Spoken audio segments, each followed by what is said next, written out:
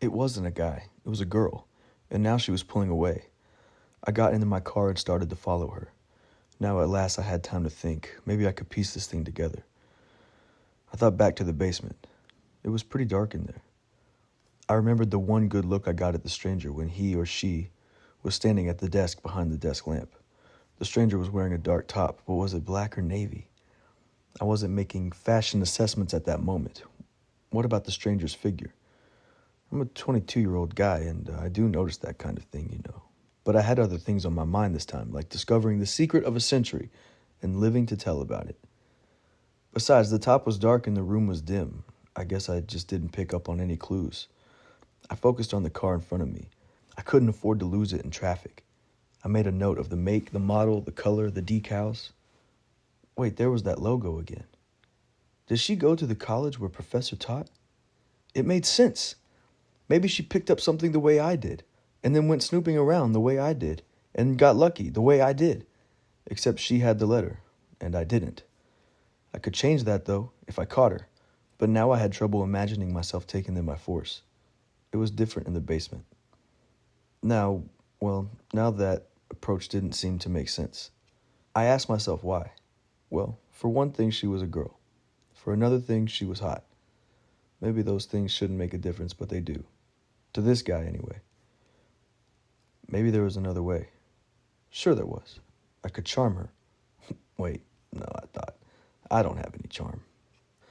Throughout high school and college, I was the lone wolf, and I mean really lone. Maybe it was worth a shot, though. I had time while I was driving to cook up a plan, craft a few lines, practice my smile. Yeah, this whole thing just felt as ridiculous as it sounds. Still, I had to do something.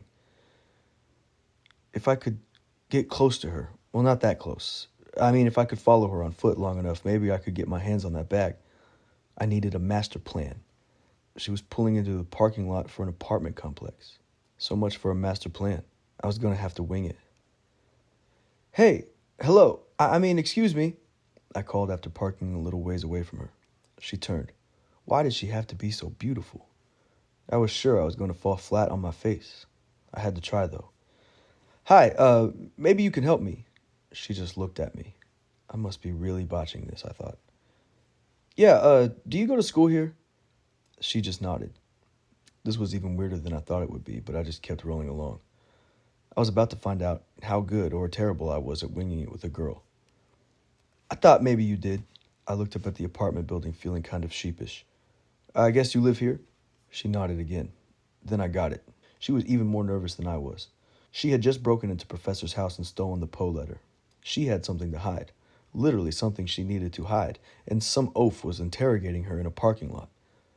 I noticed she had the backpack on her shoulder, but I tried not to stare at it. A buddy of mine goes here, and he invited me to come over. I started feeling more confident. I had the upper hand. I could tell her mind was racing. Now she needed a plan, but she hadn't come up with one. Before I showed up, she didn't know she needed one. Maybe you can help me find his dorm, I said.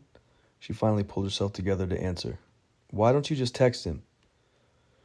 I said, I tried, but he hasn't responded. He's bad that way. I was supposed to meet him at some building on campus, but I can't remember the name. Was it the student union? That sounds right. Where is it? She pointed. Over that way. It's kind of hard to explain. Great, I replied.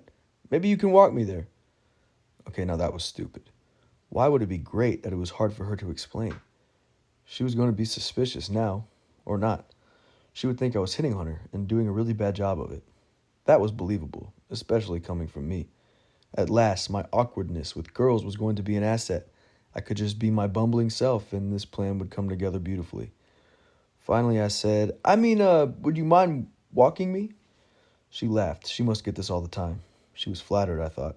It was kind of fun being sought after like this, even if the guy was a doofus. That just made the whole thing a bit of comic relief. Sure, I can walk you there. Let's go.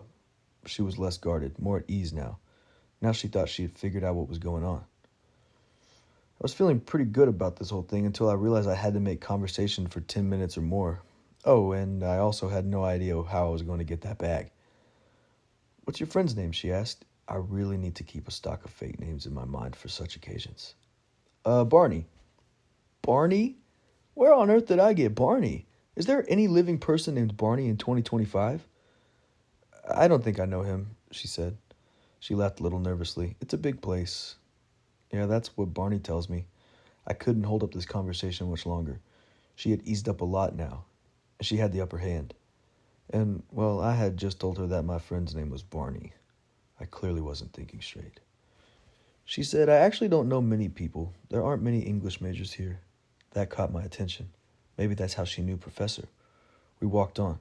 I took a second to think.